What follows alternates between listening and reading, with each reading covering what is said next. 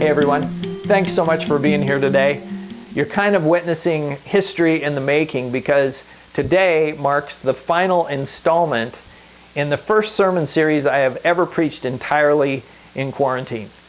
We're wrapping up our time in the book of Nehemiah today, and I have to say I'm a little sad about that. I'm going to miss him. He's been a good friend in a really challenging season.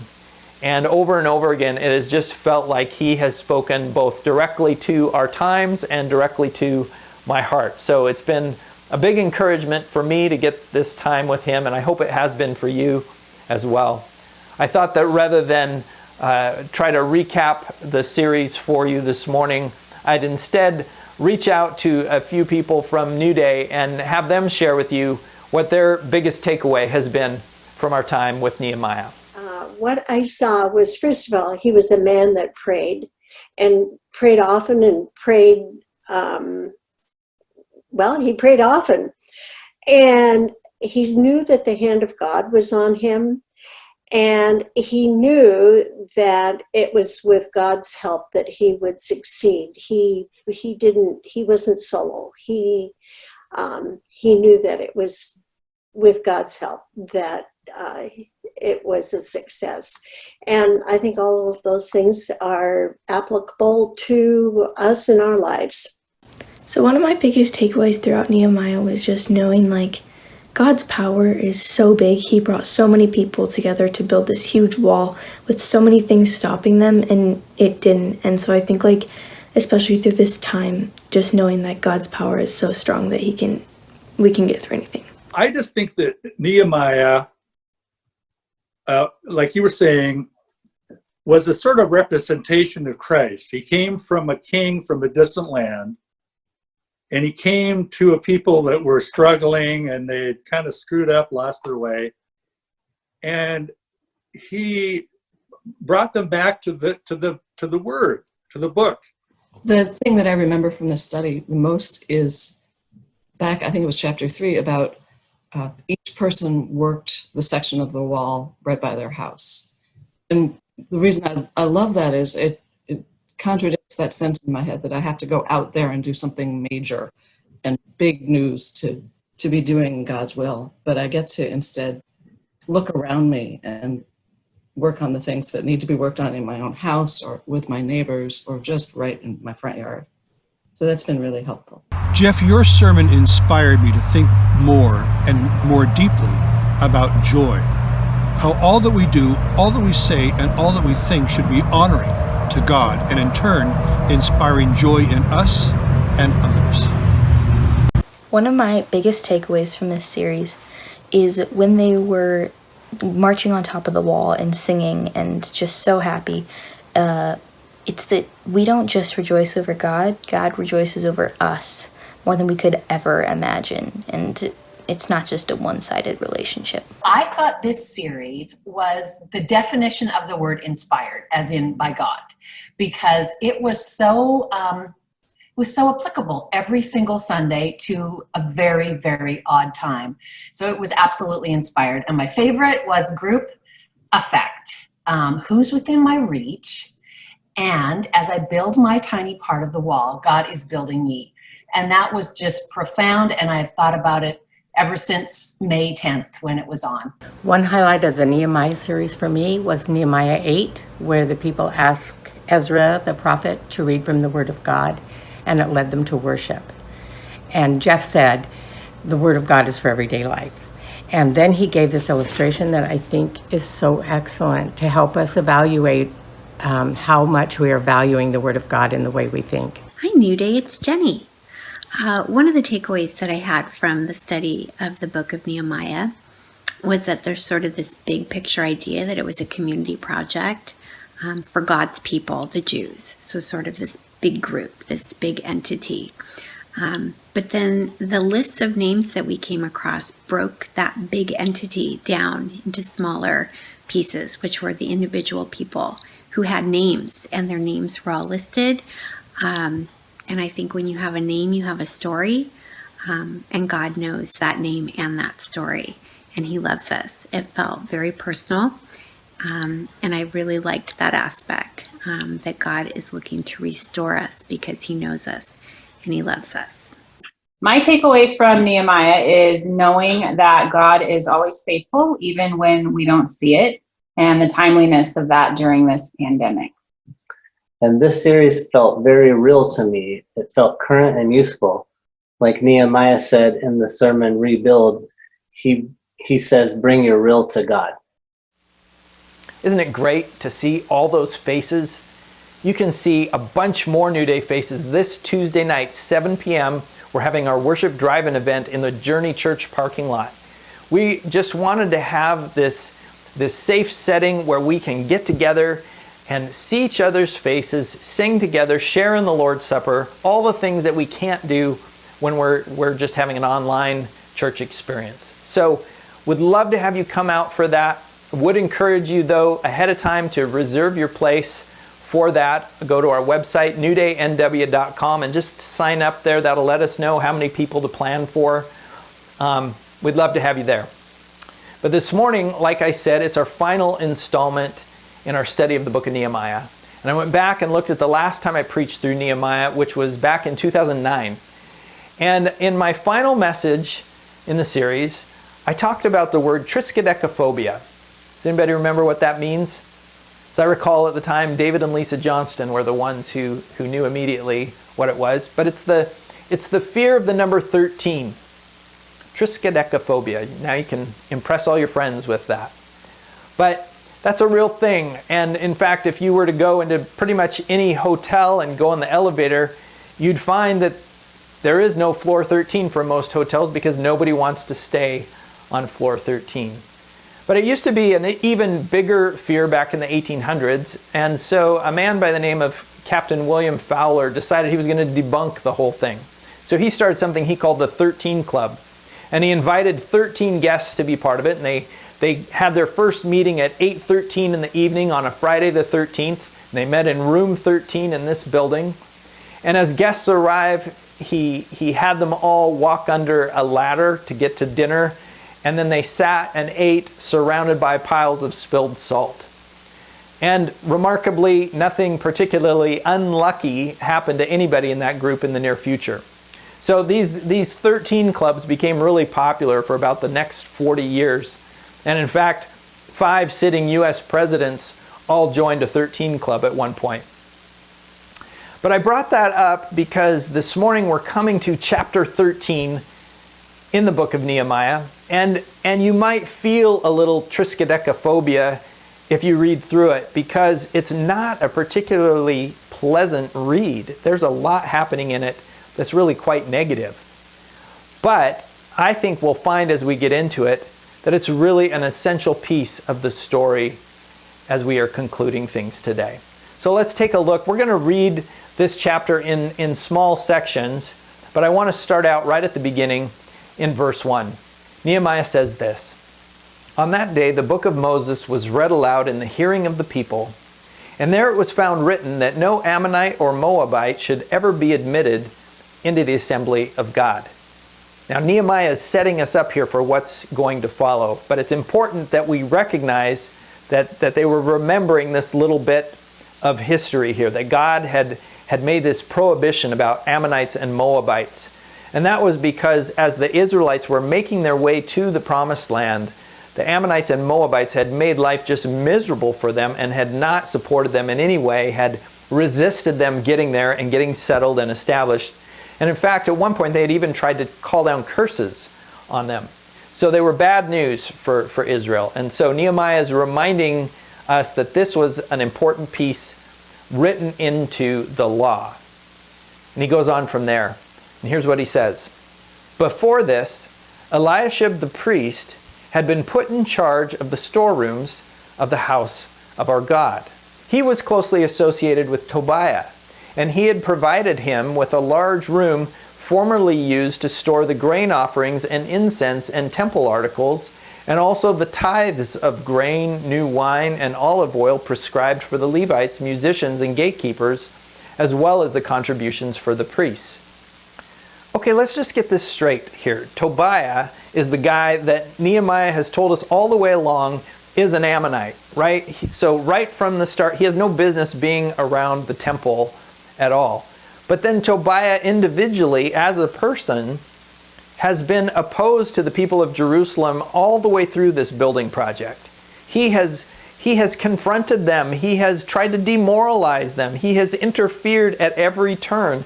And now here you have the priest giving him his own space right on the temple grounds. The temple was surrounded by these storerooms where people would bring their offerings and their grain, and the olive oil and the supplies for the worship was all in these outer rooms. And Eliashib gives one to Tobiah. And you go, what is going on here? That should not be happening. And part of the reason why this is happening is because Nehemiah had left town. Here's where he was. Down in verse 6, Nehemiah says, "But while all this was going on, I was not in Jerusalem, for in the 32nd year of Artaxerxes, king of Babylon, I had returned to the king. Sometime later I asked his permission and came back to Jerusalem. Here I learned about the evil thing Eliashib had done in providing Tobiah a room in the courts of the house of God." So Nehemiah gets back and he finds out this has been going on, and it's terrible.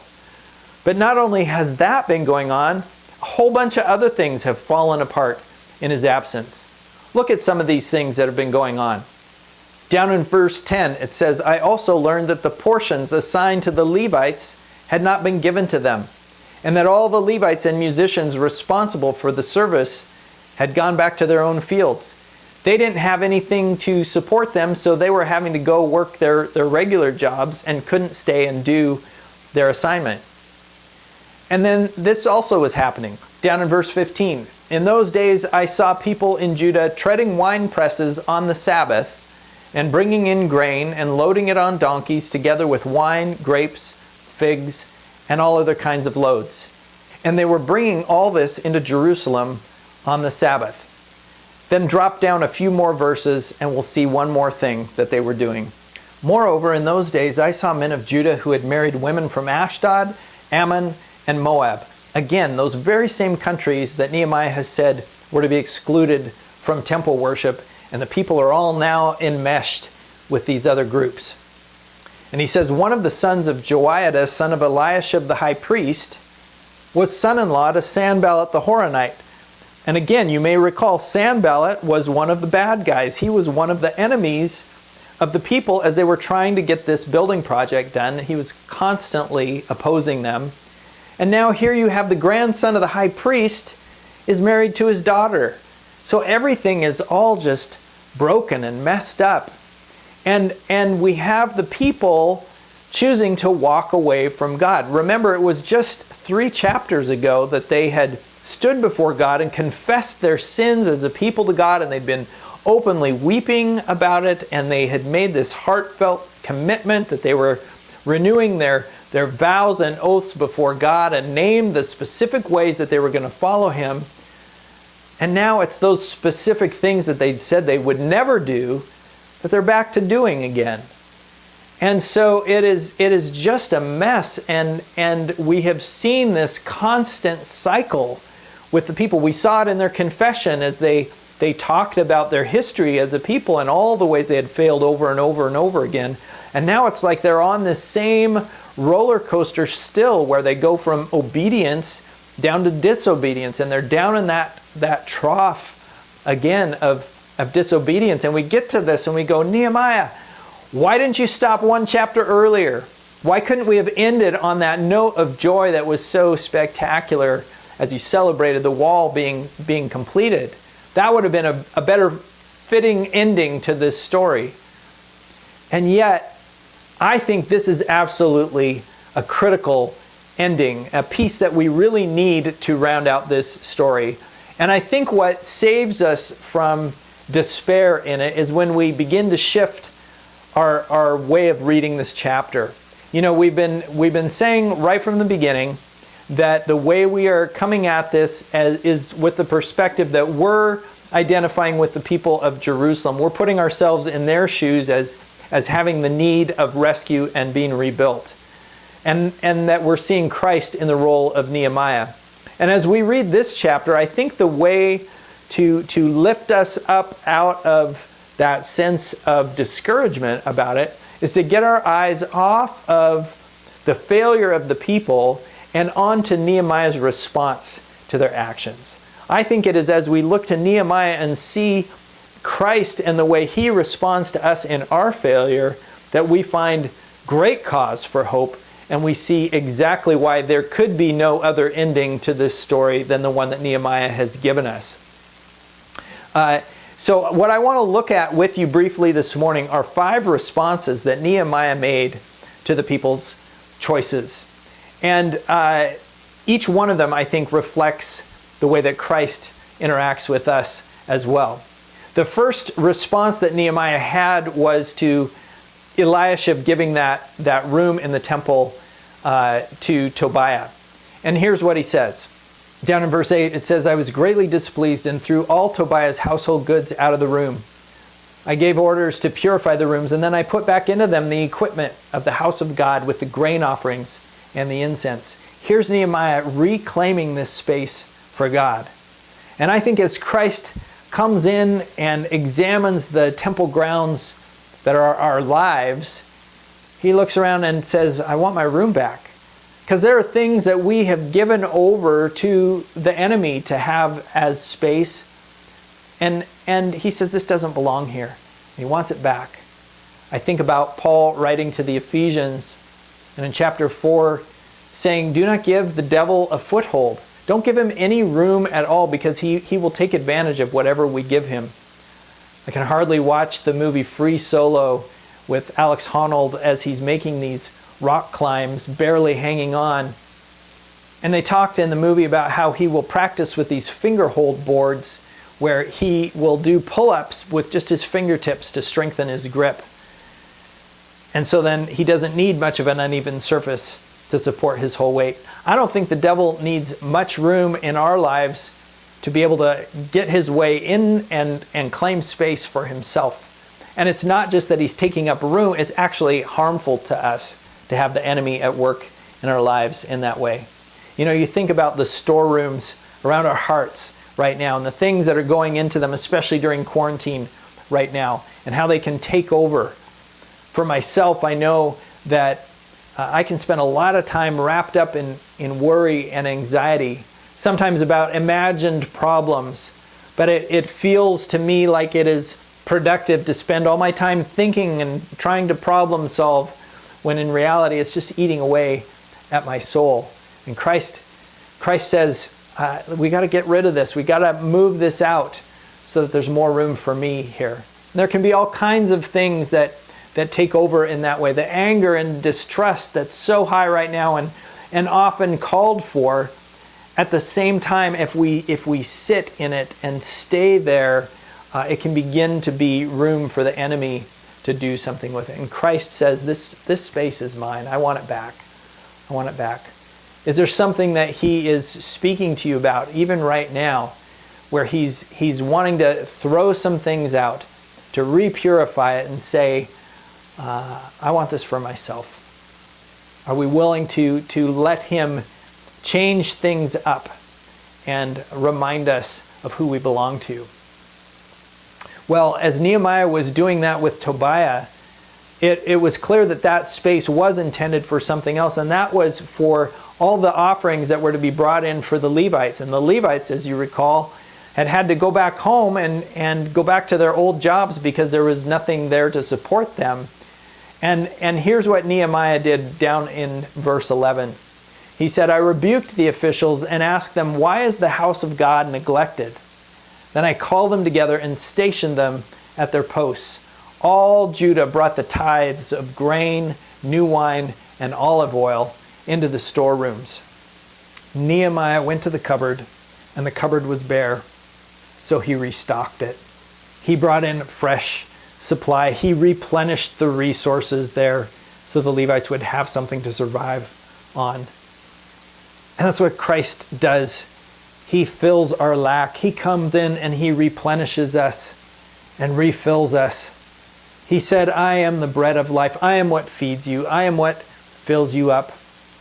I've been thinking since the beginning of quarantine about the Lord's Prayer and how Jesus told us to pray, give us this day our daily bread. And there have been so many times during quarantine where I have felt like I can't see anything about the future. I can't see 2 weeks ahead.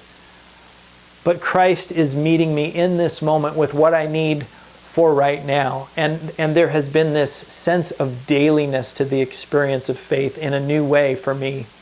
And it made me think about the Israelites going through the desert and how, as God provided manna for them, it wouldn't store for more than one day. They couldn't keep it to the next day and hoard it.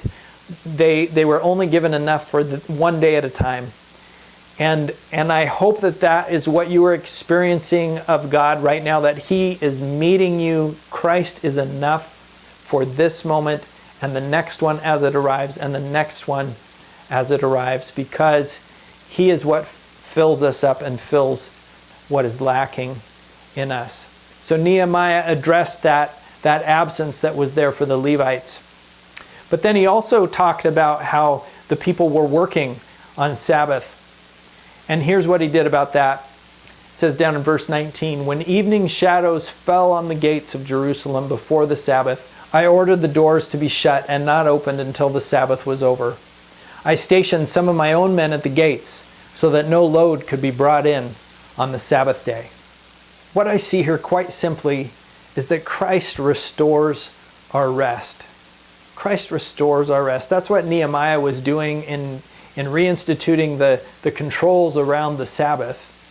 He was putting a safeguard around the rest that God had wanted for His people. It wasn't that they couldn't work at all. It was that their work was supposed to be in the context of trust that God would provide for their needs. And there is so much work that is needing to be done right now that we can feel that it is all on us all the time. There is an urgency to the moment right now. There is a sense of the gravity of the need that can make us feel the weight of the responsibility is resting solely on us. And Christ would have us remember that He is ultimately the one who has the world in His hands, and we can trust it in His care.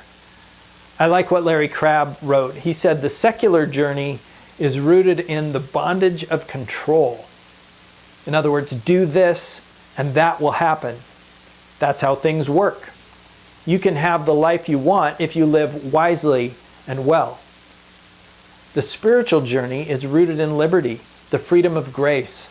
Come as you are, trembling, and learn to rest. I'm not so good at rest. I'm good at laziness, and I'm good at escape, but it's that trust piece that's hard for me to actually hand over my performance to Christ and say, this will have to be enough, it's all I have, and I'm going to trust you with it. Or to hand over my responsibility and say, I trust that you really do have this situation in control, that you see it, and that you know what to do about it, and it's not all on my shoulders to respond. If I could learn to live like what I say I believe is really true about Christ and His cross, then that would be rest. And that is what Christ is holding out to us. That is what He is wanting to restore for us, just like Nehemiah was wanting to restore rest for his people.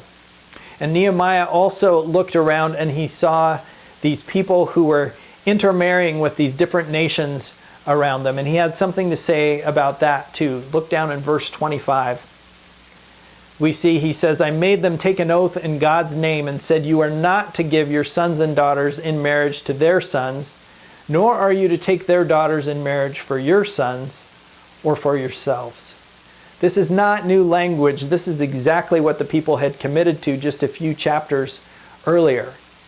And again, this was not over concern for some sense of racial purity. This was because all these different nations had their own gods, and no sooner would the people of Jerusalem get involved with them than they would begin to follow these foreign idols and move away from the God of the universe. This was a protection for their good.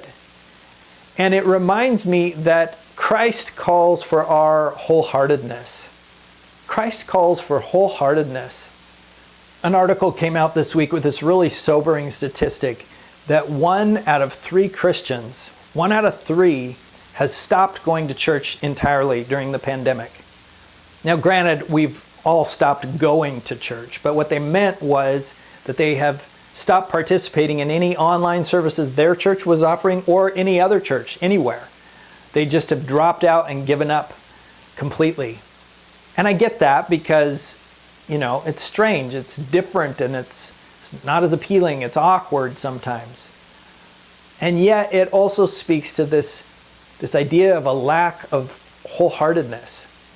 When we talked about the people of Jerusalem before, when we were talking about them marrying the surrounding nations, we said that what God wanted for them was to be a people who were defined and not distracted.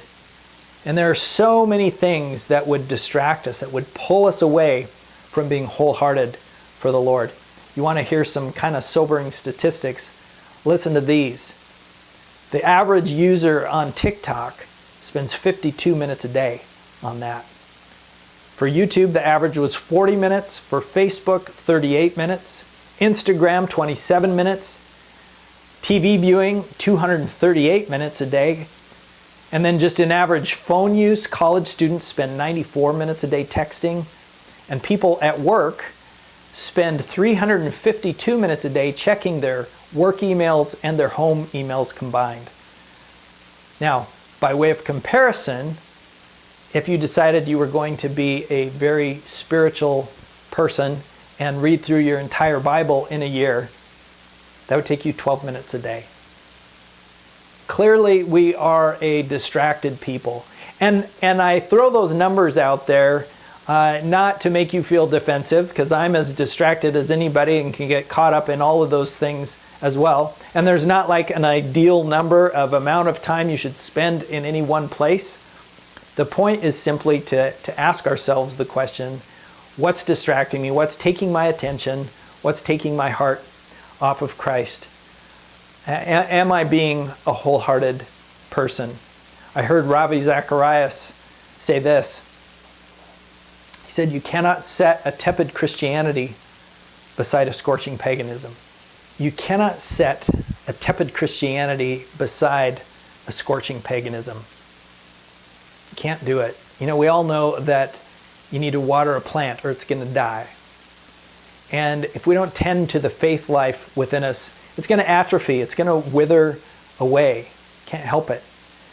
And yet, we all know that we're not as wholehearted as we need to be. We are distracted people. You can hear a list like I just read and go, I'm spending way too much time doing that. I know I need to be about these other things, and yet this is the way that it is. And we can relate to the people of Jerusalem and that roller coaster they were on and go, yeah, I have this high desire for commitment, and then I find myself right back down here in disobedience again. And we go back and forth and back and forth. And when we are confronted again with our own sense of failure, where we've messed up again, we tend to go one of two directions with that. The first one is to go, you know what? I'm going to try harder, and this time it's going to be better. It's going to be different. I have new motivation, I have new skills, new knowledge, and new accountability, and I'm going to try for this. And even if I don't make it, the effort is what counts, and I'm going to push in that direction. The problem with that is that that's not really any longer about God at all. Peter Enns put it this way. He said, we are not actually trusting God in that moment. We are trusting ourselves and disguising it as trust in God. So we can all be about this good-looking effort that is bound for failure again, or we can go the other direction and say, you know what, I know this is what's going to happen. I know it's not going to work. And so let's be real. I'm just not going to even try. I'm not going to bother, because what's the point? And so we just give up entirely. I believe the Lord is holding out to us a third option, which is to move towards Him, to fix our eyes fully on Him and on His cross and say, this is where my hope is. This this covers everything, because even if I find myself down in the place of disobedience again, the cross is there to cover that. And my best efforts can't begin to compare to the work Christ did to establish my salvation, my relationship with the Father. And as I place my confidence fully in Him and move towards Him, He fills me with His Spirit and enables me to live in a new way and with a new freedom. And here is where I think Nehemiah gives us one final gift in this last chapter, and why I'm so grateful that it's the way he ends the book. Because he says the same thing 3 times in this last chapter. In verse 14, he says this, "Remember me for this, my God, and do not blot out what I have so faithfully done for the house of my God and its services." Then you drop down a few verses and he says almost the same thing. He says, "Remember me for this also, my God, and show mercy to me according to your great love." And finally, the very last words of the entire book, Nehemiah says simply, "Remember me with favor, my God." This quite possibly is the most beautiful picture Nehemiah gives us in the entire book of who Christ is, because in his ongoing work on our behalf, Christ reminds his Father. Christ says, "Remember me with favor, my God." Don't look at their sins. Forget what they've done. Forgive them. They don't know what they're doing. Put that away. Instead, look at me and remember me with favor. Remember what I've done on the cross. And when the Son of God asks God the Father for his favor, what do you think is going to happen? God has already made it clear in his word. He said, "This is my Son whom I love and whom I am well pleased, on whom my favor rests." It's already been established. Their relationship is secure and solid. And so when Jesus redirects God's attention to his holiness, to his obedience instead of our own disobedience, we can find that safety and rest and security in him. It doesn't depend on that roller coaster ever ending and being worked out, because it's not dependent on us. It's dependent on Christ. And he's saying to God continually, "Remember me with favor." That is what invites us into something new. I like what Dr. Russell Moore had to say. He said, "For too long we've called unbelievers to invite Jesus into your life. Jesus doesn't want to be in your life. Your life is a wreck. Jesus calls you into his life, and his life isn't boring or purposeless or static. It's wild and exhilarating and unpredictable." That's what I hope is the real takeaway for you from our time in Nehemiah. That this is not about you just fixing up your life a little bit or having Jesus come in and make some changes to your life to make you a better person. That this is about Christ giving you his very own life. So that when you hear me say that he wants more room in your heart, or he wants to give you more rest, or he wants us to be wholehearted, that it doesn't sit on your shoulders like an admonishment, like this is one more thing to do to make him happy with you. But instead that you hear him saying, "Do you have any idea how much you are already loved?" Can you begin to trust that more? Can you start to live in the knowledge of that? What would that change for you? That's what I think Nehemiah would have us take away. So as we go, as we say goodbye to him today, my prayer for you is that Christ himself would be the wall that surrounds you. That Christ would show you the work that he has right in front of you for you to do. That he would amply supply you for it, and that he would equip you with both shovel and spear to do that work. That his justice would motivate you, that his love would define you, that his word would sustain you, and that his joy would forever be your strength. God, thank you for Nehemiah. We are so grateful for these past weeks and the way that you have sustained us by your word through this very, very difficult time. I pray for each person who is continuing to struggle as we move forward with so many unknowns, God, that we could rest in the one thing that we do know without a doubt, and that is what Jesus has done on our behalf is more than enough, that you are remembering him with favor, and therefore we are accepted and loved completely. Hallelujah. We thank you and we praise you. Amen.